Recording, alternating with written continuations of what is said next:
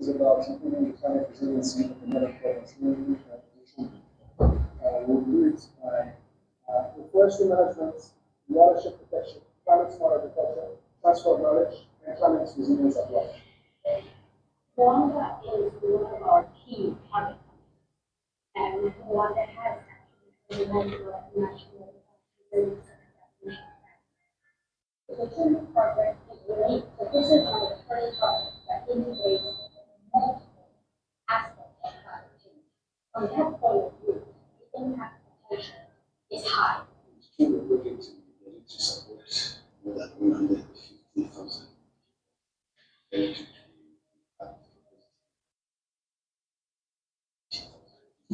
this project will pilot initiatives that increase climate resilience and accelerate yes.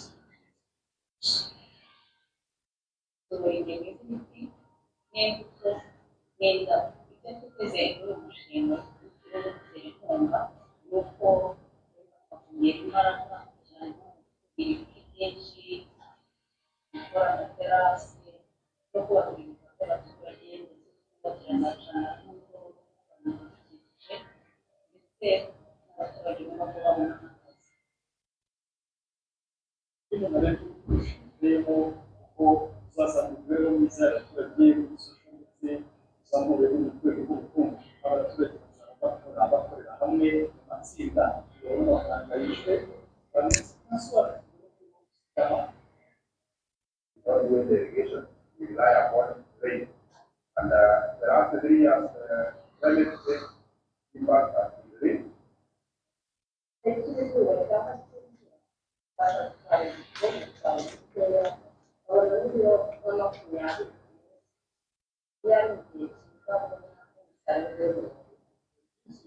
Project, yes, we are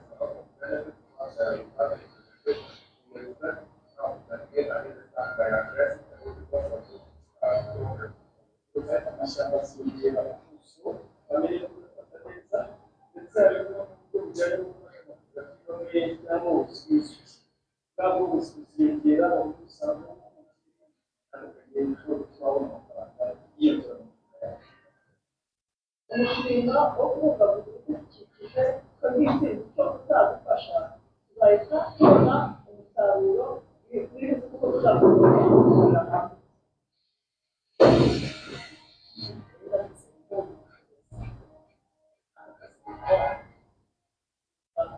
Ibi biba bisaba niyo gusa izi cyangwa se icyo twita gisenyi mu makazi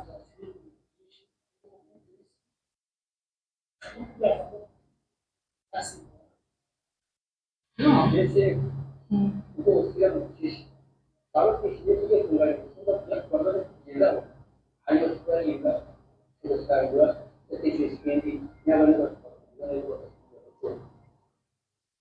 turashimira abaterankunga b'uyu mushinga kandi twizeza ko tuzafatanya mu bikorwa byo kwiga neza uyu mushinga. Here, this climate fund support project.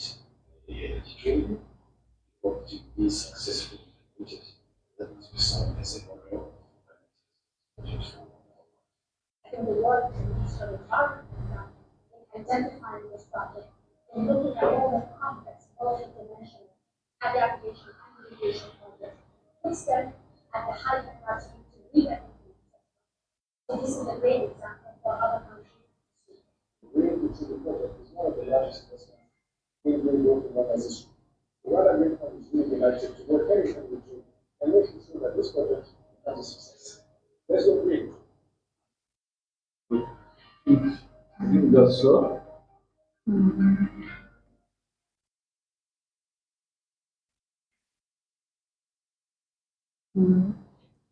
Yeah, so going green is one of the strategies of increasing productivity at a community level. So if we engage local communities in natural resource preservation, as you have seen in the video, these are all ways of preserving natural resources, ensuring that people benefit economically from conservative activities such as ecotourism and sustainable forestry practices. I think we'll debate it more together. Then at a microeconomic perspective,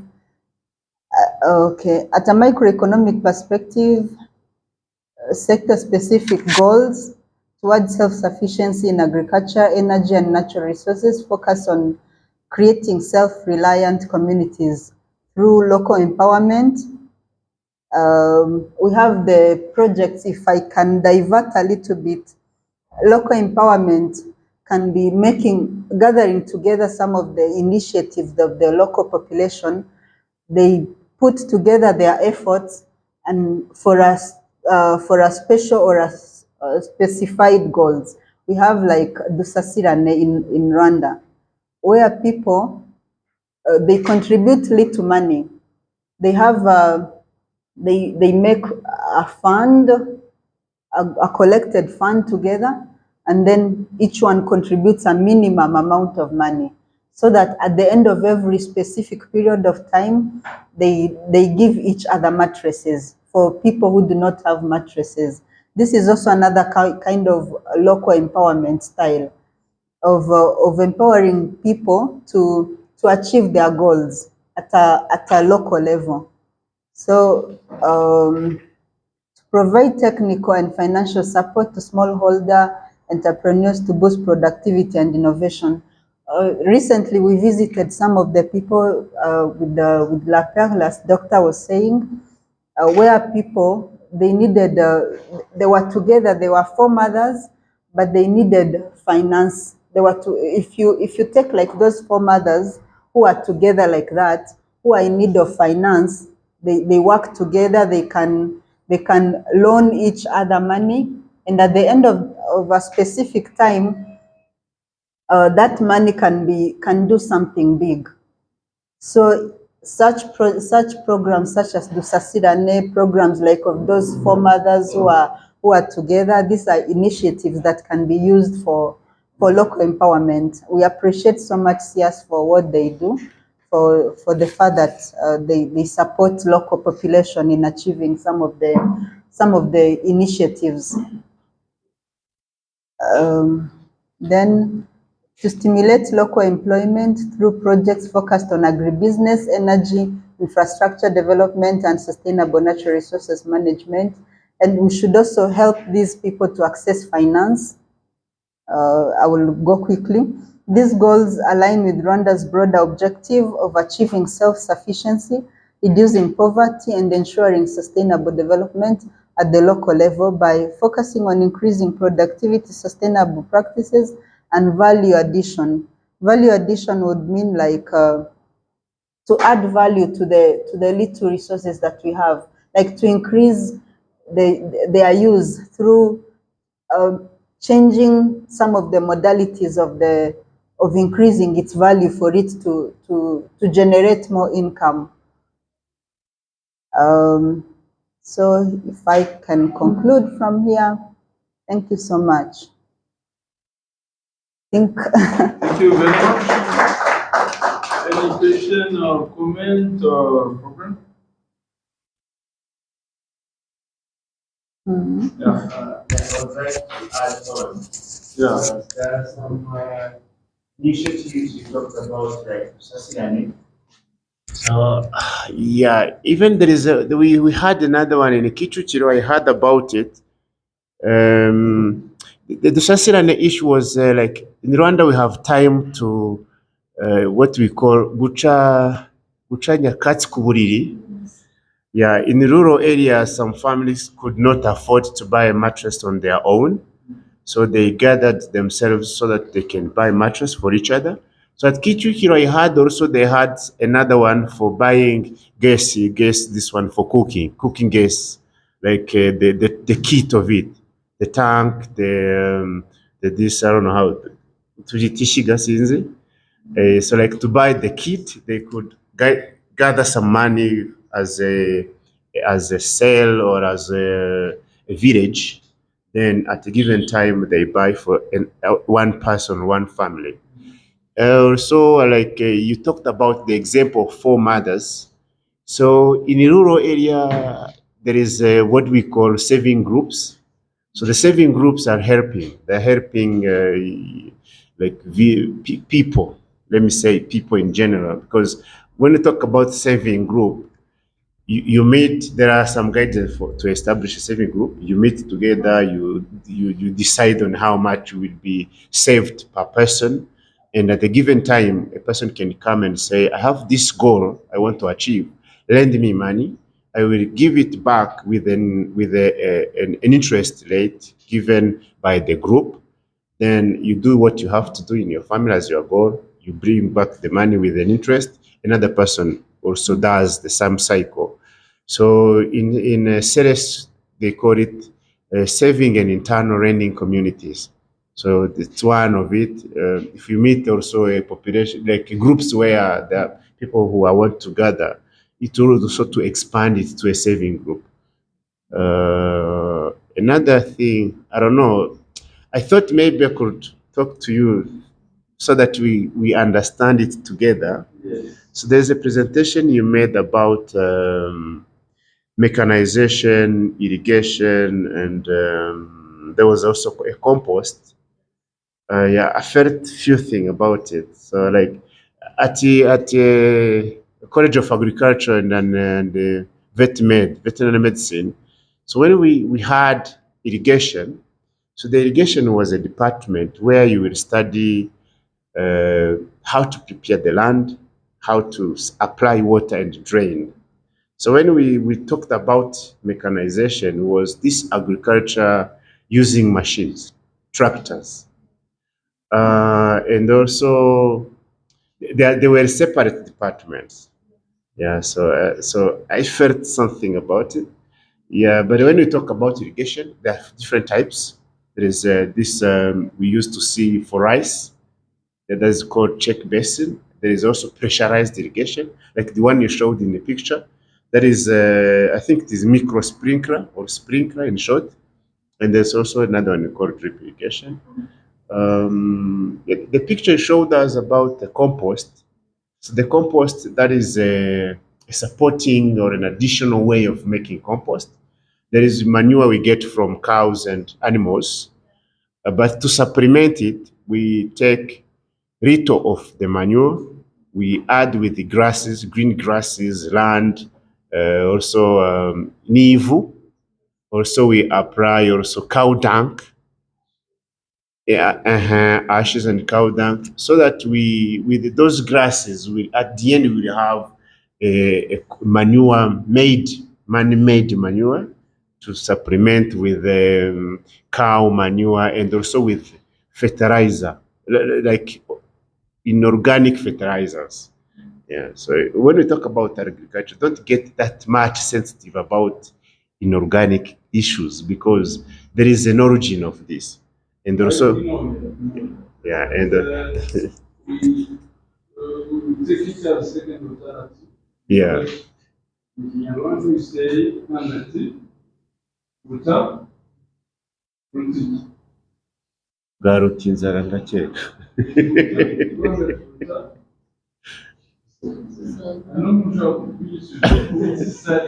Yes, okay. Ugisari is just to be on. Yeah. So Yeah. why do we take biological modified goods? Because sometimes it's a second alternative, not sure.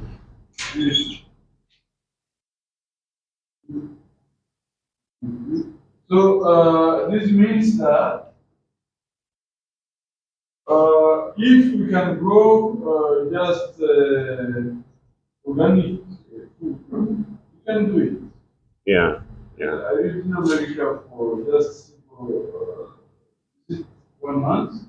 Mm-hmm. But the family, that's what it means. They used to cook only organic food Yeah. because they are rich. Yeah. What they do is to buy on the organic market. They have like two farmers who supply them regularly. Vegetables, like potatoes, onions. Those are organic. But the point here is that we can take genetically modified food as second. If you can plant and it's enough for the population and for your home consumption, that's okay. But if you cannot, then you have to genetically modify. You have chicken for 1 week, for 1 month ago, not normal chicken, or eggs, Yeah. but just to fill the gap of traditional hand. Yeah. Instead of having them die, we can put them Yeah. in this kind of way. Some of you can have some projects like raising milk for poultry, for eggs, and things. We can do something. If you get city, I think there is a program to plant vegetables in house. Mm-hmm. Mm-hmm. You can question yourself how many vegetables have you planted. Do you have mushrooms in your home? Do you have onions in your home? When living in together? How many, how big is your bed? Space. Experiencing if that can be workable. Yeah. So I started it as a way of experiencing if that can be workable, and I had some children that I was working with in order to empower them and show them that even though life is hard or they are seeing things in a very challenging way, but it can be workable and then it can work. So I didn't continue it, but I trained them how it can be done and how they can start with it. So yeah, I have some pictures though, but we did it in a very conducive way where the only thing which was maybe challenging is like blinging soil and then even changing the soil.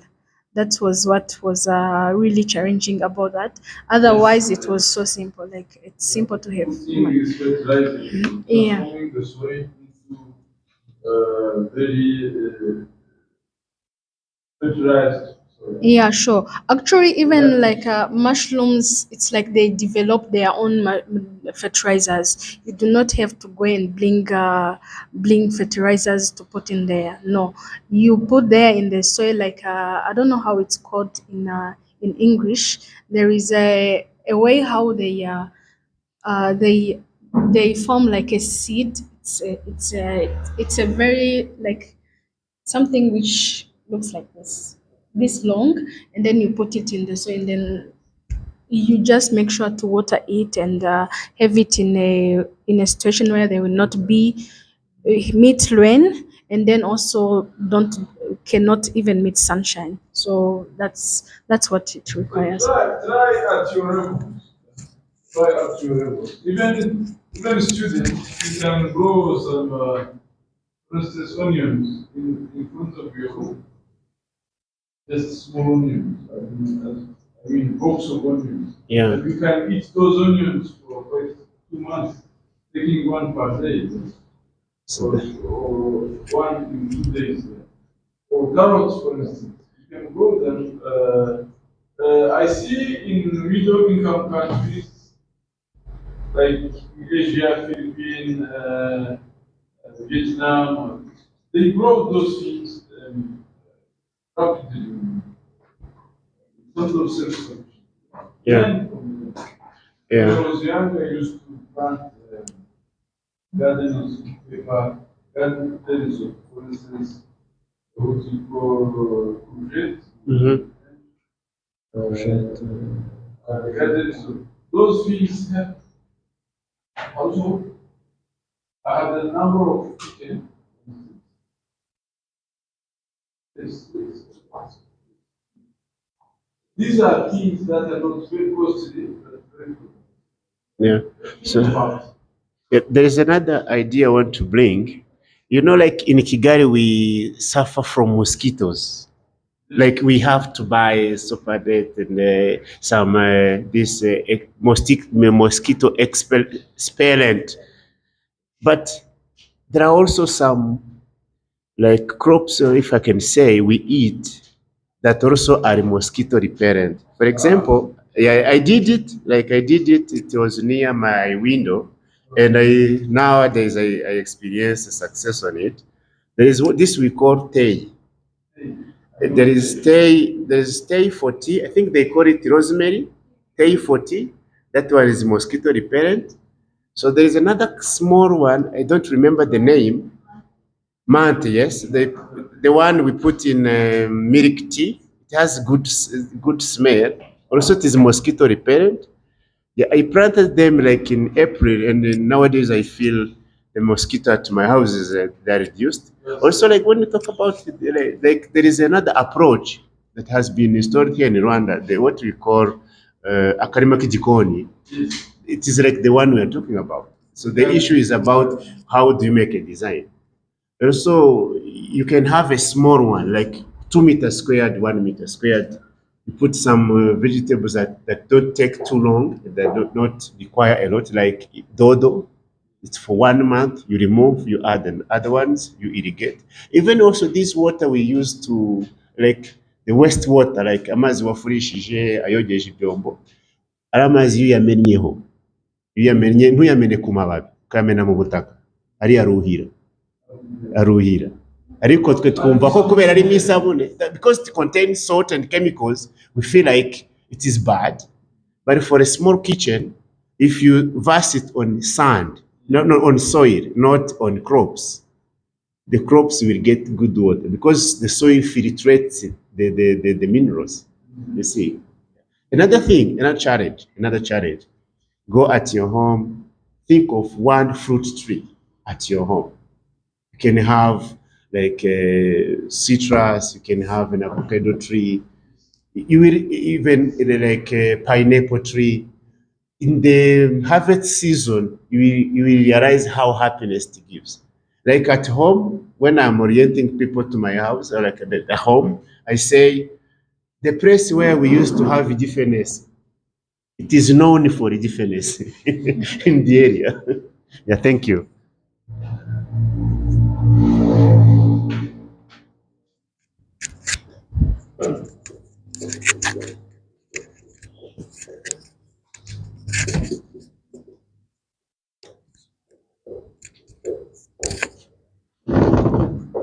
What does this proverb mean?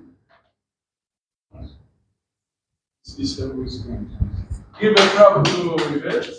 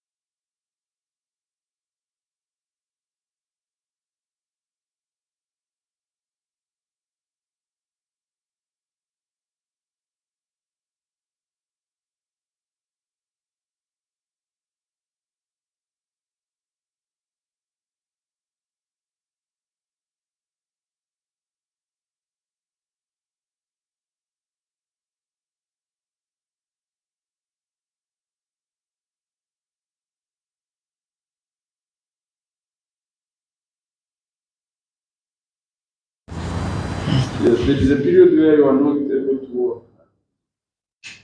So you have to start. Okay, so we welcome Isa also for 20 minutes. Yeah, and then we will start group discussion. So I hope you grab hand, please. We can begin. The floor is yours.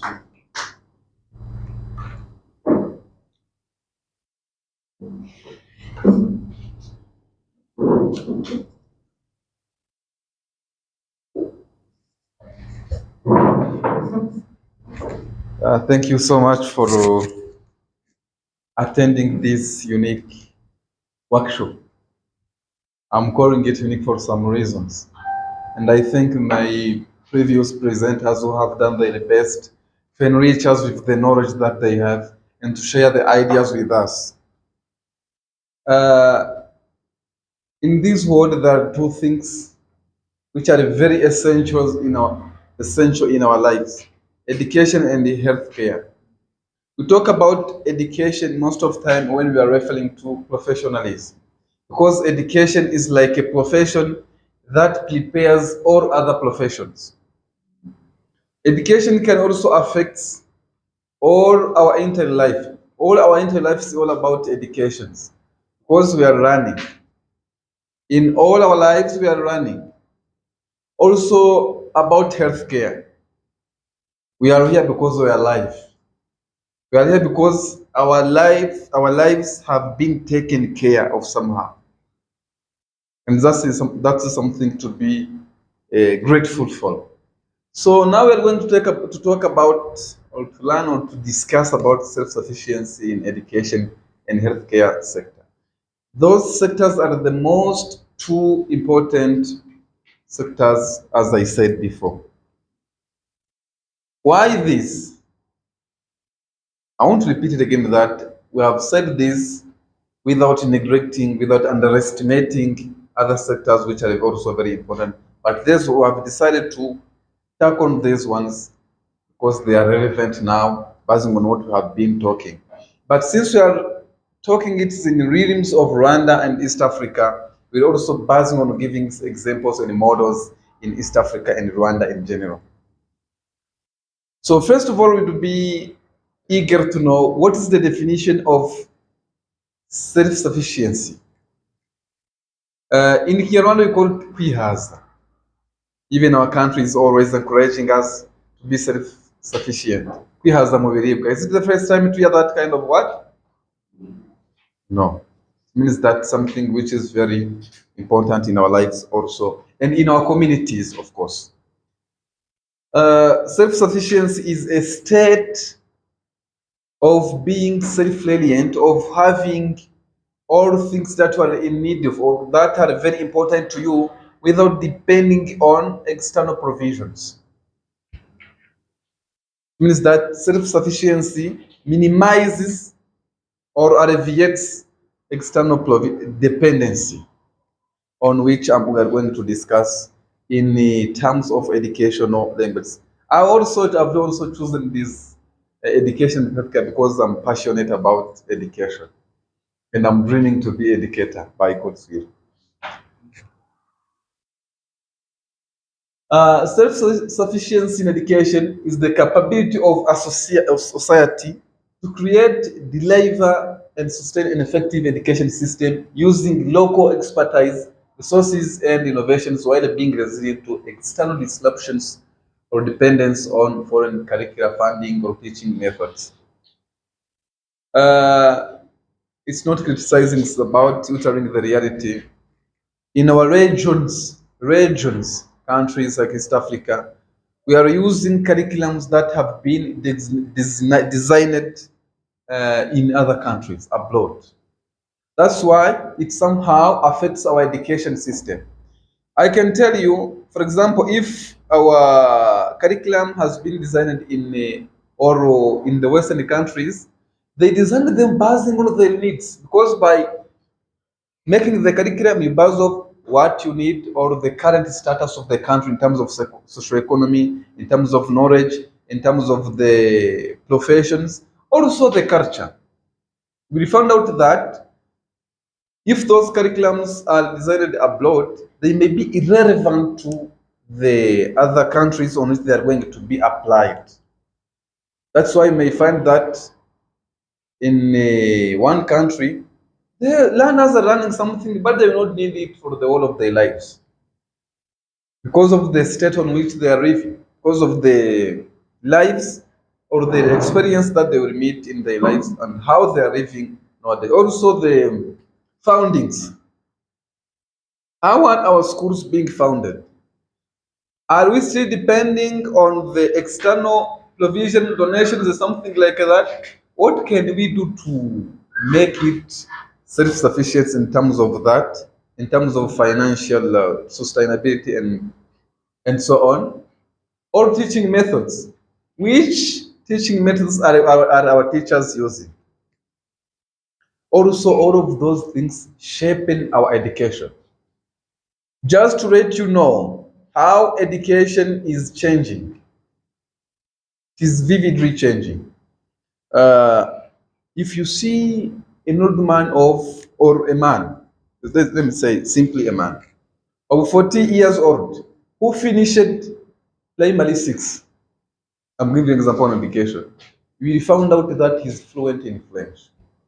I sometimes see them speaking French, fluent French, but nowadays you can find a person who has completed primary 6 without knowing how to write his or her name. Isn't it real? It's something I have experienced as educator. It means that it's a clear. It means that we underwent the change that we might not probably be able to notice, but they affected our the foundation or the sustainability of our education. So that's how we can know now the self-sufficiency in education. Are our teaching methods relevant to what our children need? How do they impact them? How can we link them to our societies? All of those things will also be taken into consideration to make self-sufficiency in this sector. Also in the healthcare, you find out that uh, we can quote the ability of healthcare system to provide quality care using local medical expertise, healthcare infrastructure, and resources, minimizing dependency on imported medical supplies, foreign expertise, or international aid. In this um in this region of East Africa, since the workshop is all about East Africa and Rwanda, we still have such problem. We're going to take doctors from abroad. Even the medicines that we are using are being taken abroad, but the raw materials that are being made to make them are from in those countries, unfortunately. And they are being brought here into the multiplied price. The price will be higher, but the raw materials will be come from here. This is also the weakness of our healthcare. But when there is self-sufficiency, things are being done in the area, in the region, and even the workforce, the professionalism, the delivery of the hospitals and other health-related areas will be developed. So the community should also gather together and find the opportunities within those weaknesses. Basing on also coming back also on healthcare, we also find the main challenges on which we'll be seeing in the next slides. But first of all, I think we have to see the components of self-sufficiency in education and healthcare. Those two sectors are intertwined, they are connected. They are always together. Because if the people are educated, it will have an impact on healthcare. And if the people are accessing to healthcare in a proper manner, they will also have an impact on education. So they are intertwined. Locally developed systems, tailored curricula for education and community-specific health care models. Empowered local workforce, training and retaining local teachers and healthcare professionals. Efficient resource management, utilizing local materials, technology, and indigenous knowledge in both sectors. Sustainable financing, which includes establishing local funding mechanisms for education and the healthcare. You can see here that those are the things that should be done to improve There's sectors that we are discussing about. You can see community-based solutions, in which we can see how can a community get solution with those problems. What can be done? It's a thing that should be done by community, not by only one person. The government does its best to its ability, does to the best of its ability, but the people should also take an action to improve those things. Reduce external dependency.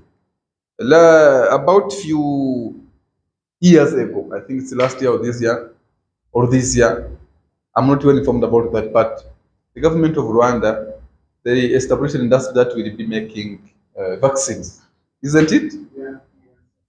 Why would they make it in the country? It's also a kind of striving for them or improving the self-sufficiency in terms of healthcare.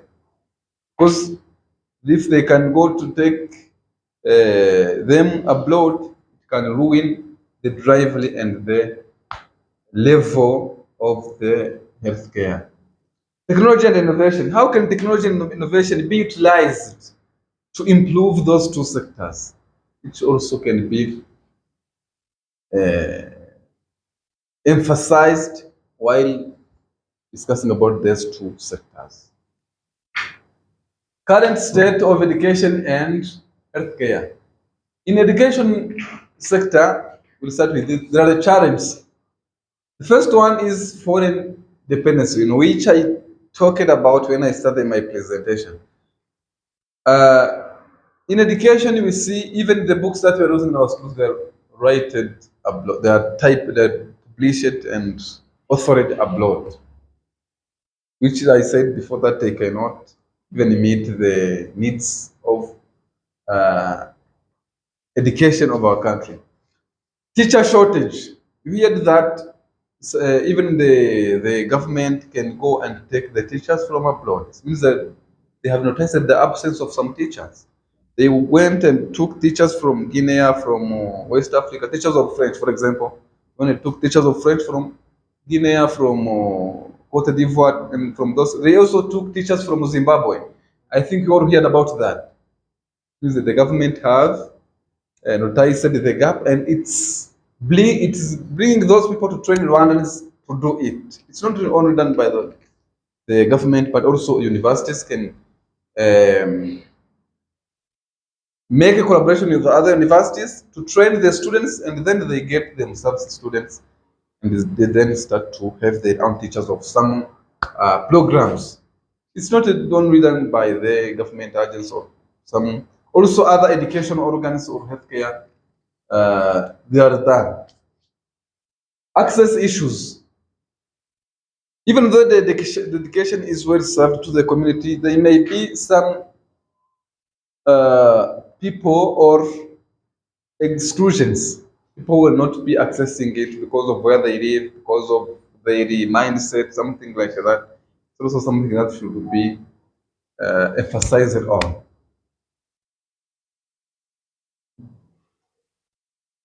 Or how can we draw the opportunities from those challenges?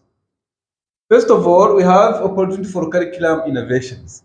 If this curriculum, if we found that the curriculum is not meeting our needs of our education, since we got the opportunity of creating our own curriculum, and we are able to do that because we got educated, we can also do curriculum of our children based on how the state of the country, where the world is going, uh, and basing also on our capacity.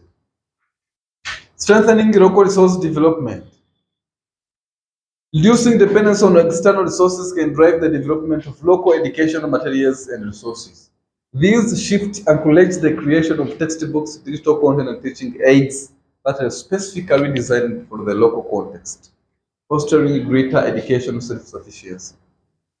On this, can also be that it's like augmenting the power of the other things which are made in the country, just in the terms of educational sector, even for teaching aids, didactic materials that remain, they can also improve the foundation of education and the quality of education within the region, especially in Africa, which is in need of this. I saw the young child, 2 or 3 years old. He was speaking good French and he was also speaking good English. But in Rwanda, he knew nothing. And I told the parent of that child, you have trained your child. You do not know his mother language, and it will be difficult for him for future times. He learns the language of others and he forget his or her own language. Those languages are good to know also, but it should not also forget his mother language. It's bad thing that you cannot imagine if you don't know a mother language. Unless he plans to move Yes, yes, to yes. England. He doesn't have such a plan. Which is but even if though he has a plan to move to England, he may also need to connect to the people of his roots. Yeah, that's how we have also to depend on our local resources. Opportunity for teacher training programs.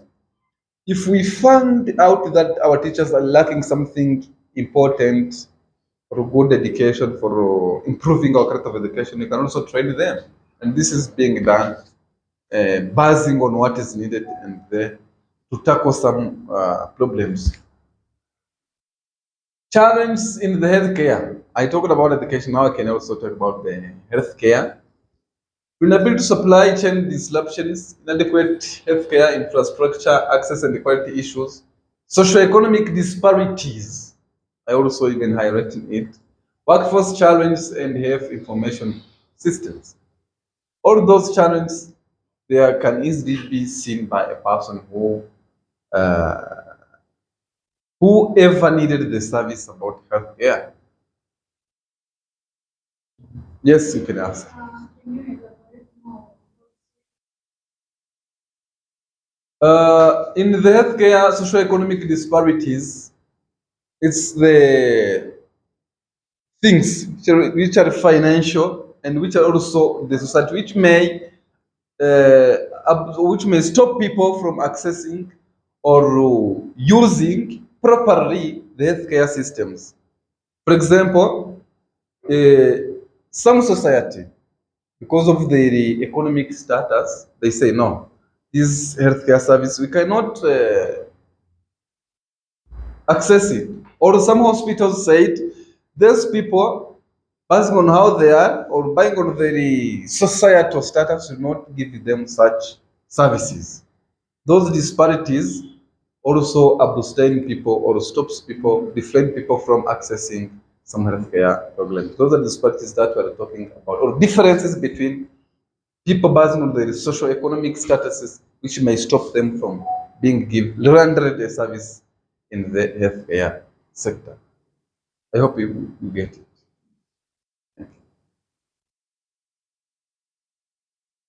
Opportunities. How can we get opportunities from this challenge? Because as we most of time say, we don't look for solutions. We look for opportunities. When we see a problem, we don't see it as a problem only. We see it as opportunities. Addressing dependence on imported supplies and equipment, which contains two things: opportunity for local production, innovation in supply chain management. We can improve or make or improve our production for medicines, for medicines and the things that are related to it, without only depending on the external healthcare provisions. Innovation in supply chain management. How can we add innovation in our things? Or if what we get abroad, what we get from external sources are not relevant or are not useful as we want or want to be self-sufficient, how can we add innovations so that to make them better? This is also a good opportunity for us to refresh or to reflect on what we can do so that to improve those things into healthcare. The second point, which also connects to other points, overcoming inadequate healthcare infrastructure. It's opportunity for infrastructure development. If you see now here, even here in Kigali, most of the hospitals we have been built.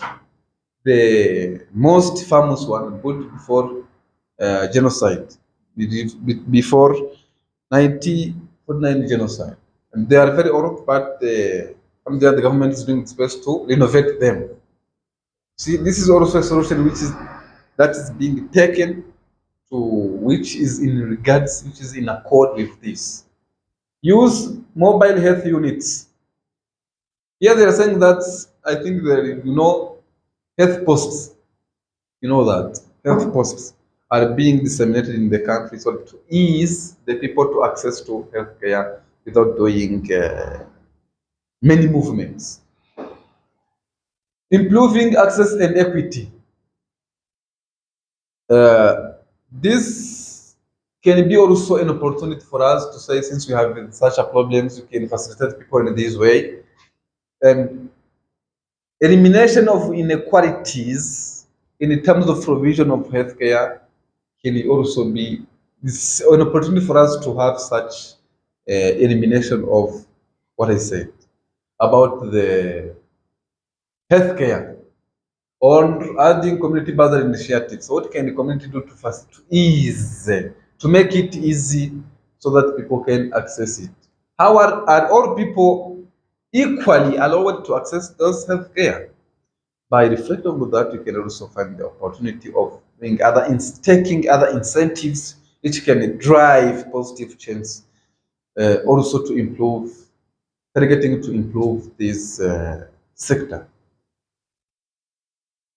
Linking education and in the healthcare for socioeconomic transformation. This is socioeconomic Institute for Advanced Studies. So I cannot finish my presentation without telling you about this. Education and the healthcare are two of the most critical pillars supporting socioeconomic development. I said this in the beginning of my presentation, and on the seal of my presentation, I have also to repeat it. They form the bedrock of a thriving society by influencing various aspects of individual and collective well-being. They play essential role in improving the quality and the status of well-being of the people. Those are one of the things which indicates that people are in well-being. They have well-being. They are living well.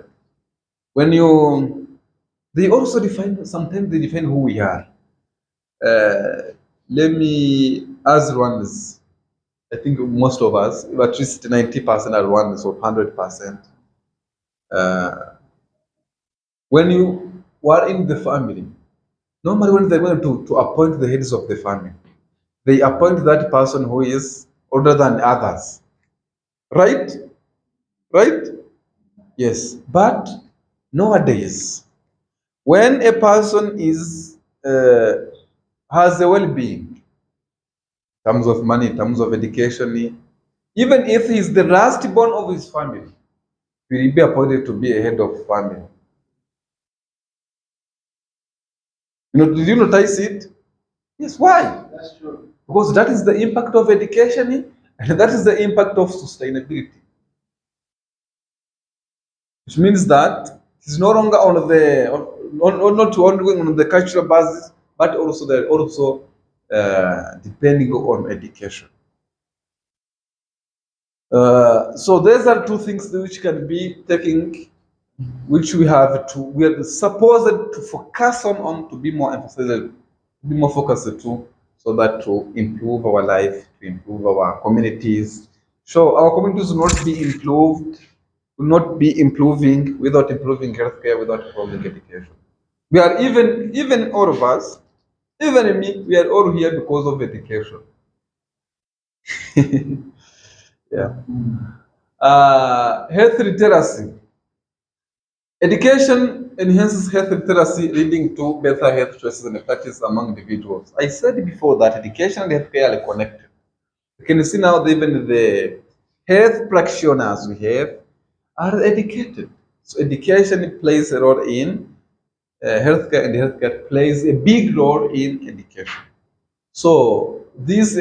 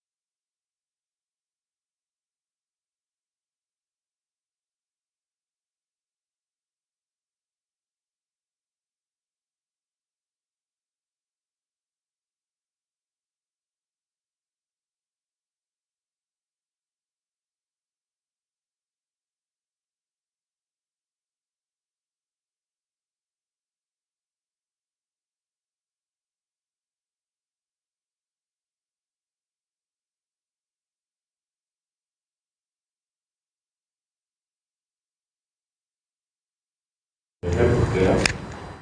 Yeah, I agree with you that the education is it's foundational problem. And yeah, I want to talk about, there's a point you talked about education, like trainings, also trainings to educators or teachers. Yeah, so mainly there's an opportunity coming for those who want to be trainers and educators who want to put something out on. There is a course coming it's, the company is located in South Korea, so they offer an online training for 1 month in curriculum development for educators. So you talked about also that curriculums we maybe here and not abroad. So making trainings, which I usually do, the curriculums we take those who have developed abroad, and also we there's a special chapter. We link it with the culture, our way of understanding the problems of the gap. Then we adapt it to one context. So that you do it when you know it. For those who want to learn about curriculum development, I can give you the link to apply. It's a course I did 2 years back and it has helped me to trainings. Yeah, okay, it's right. He asked at which cost. There is no cost. The company is called um, it's Upsell. It's under UNESCO. It has been created by Ban Ki-moon and UN. Like, it's based on education goal in SDGs. It is online. The application is free. What you should have like a PC, a computer, and the internet. Okay, but you have to apply. It's worldwide, yeah. It's worldwide. You have to apply. Then you show that you are able. They say 50 among 350 that apply. So it's a good course we enjoy. Okay, thank you. Clap for this person. I think it was a comment. Anyone who has a comment, then we stop. We are now 12:13. I can also present like in 10 minutes only, or 15. Then 12:30, we go for tea break. Then we come with discussion, group discussion, and is it okay? Yes. If you give me like 10 minutes, I can also present something. Then we can go for tea and break. Any other question or comment? Yes, yes, brother. Thank you. This is a sensitive topic, education in health, but I have a question. What means for Africans to develop our own curriculum? Because uh, mainly when you see the kids that have been growing, you see the kids they grow with mindset of engineering, mindset of mathematics. But when they go to school, they miss that things. Maybe the kid they go like fabricate motorcycles, fabricate a house. Why not Africans are not depending are developing curriculums based on that mindset the kids are growing. But when you go to school, they teach nothing they will not need in the real life. What is Thank you. Even though your question seems to be political, but I do my best to. First of all, we lack the spirit of innovation. Even if you sometimes one may bring a program here, for example, God forbid, may bring a program which is even relevant to our program, relevant to our lives, relevant to our needs, which may address our needs, and they tell you, this is the first. Where has he been taught before? Because of what we are used to. So, first of all, we lack the spirit of the innovation. We want to, in the for sure, in the contemporary world, a person is called intelligent when he knows to copy the things of others. I will be called intelligent because I know many quotes from the Aristotle, from the Socrates. When I know many quotes from him, it means I'm more intelligent in this contemporary world. So we lack to be innovative.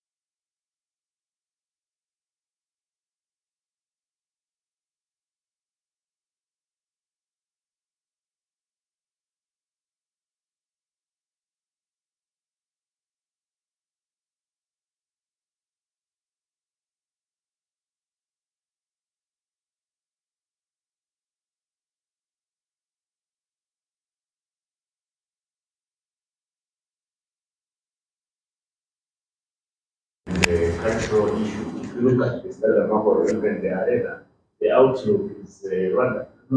Yes, yes. That is the contextualization. Yes, because I think yeah, even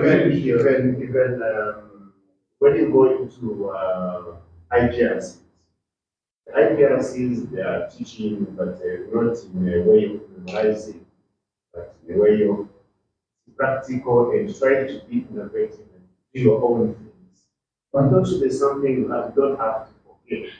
There is formal education and formal education. yes. So the formal education, these are primary, secondary, university. So those has to be based on UNESCO. Okay? Yeah, it has to be approved by UNESCO. There's some guidelines. It has to be there. But also when you go into informal like trainings, the curriculums, it has to be adapted to one context. If it's not done, it's a problem. But it's being done. Something you said about calls, Yes. really we fetch from those who have done things before. Yes. So you have to adapt. We do that. Another thing, this conceptualization. I think the point is right, not going here. Thank you very much. Yeah, you missed the point. Well, there is, yeah, as you mentioned, people also have to not fear the various. Let's do what you can do. For instance, education, when you say education doesn't accommodate our lifestyle, that is generalization. Because when I go to buy shoes in the market, I don't necessarily buy shoes with a master holder of fashion. But I buy with a normal person who didn't go to school even for secondary. But he knows to calculate